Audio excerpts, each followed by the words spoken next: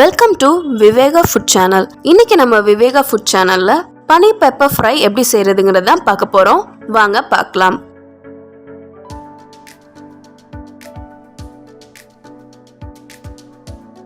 2 table spoon மிளகு, 1 table spoon சோம்பு, 1/2 spoon ஜீரகம் இதெல்லாம் சேர்த்து கொரகொரப்பா அரைச்சு வச்சுக்கலாம்.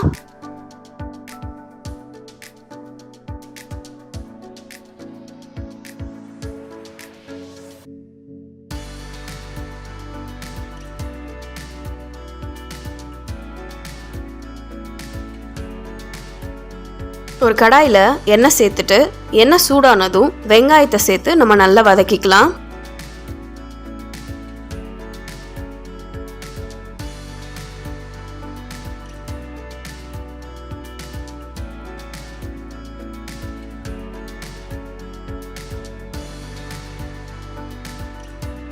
வெங்காயம் நல்லா பொன்னிறமாக வதங்கினதும் 1/2 ஸ்பூன் இஞ்சி பூண்டு பேஸ்ட்டை நம்ம சேர்த்துக்கலாம்.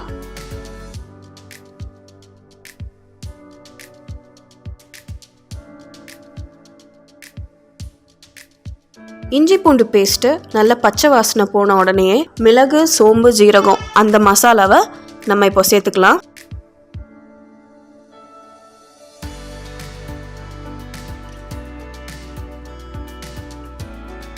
மிதமான தீயிலேயே நம்ம இதெல்லாம் நல்லா வதக்கிக்கலாம்.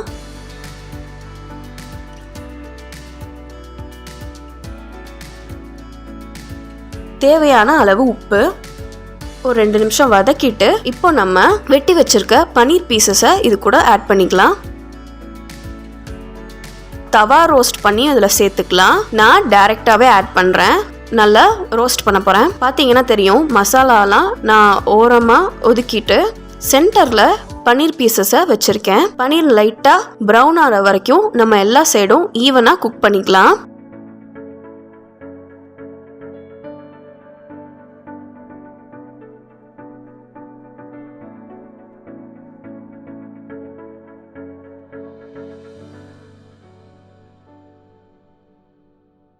இப்போ பார்த்தீங்கன்னா தெரியும், பனீர் பீசஸ்லாம் ப்ரௌன் ஆயிடுச்சு. இப்போ இந்த மசாலாவோட சேர்த்துட்டு லாஸ்ட்ல கொத்தமல்லி தலை சேர்த்துட்டு பனீர் பெப்பர் ஃப்ரைவை நம்ம சர்வ் பண்ணலாம்.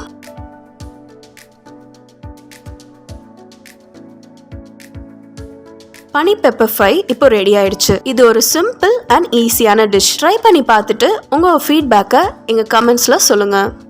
இந்த மாதிரி ஈஸி அண்ட் ஹெல்த்தியான டிஷ்ஷஸ்க்கு விவேகா ஃபுட் சேனலை சப்ஸ்கிரைப் பண்ணுங்க.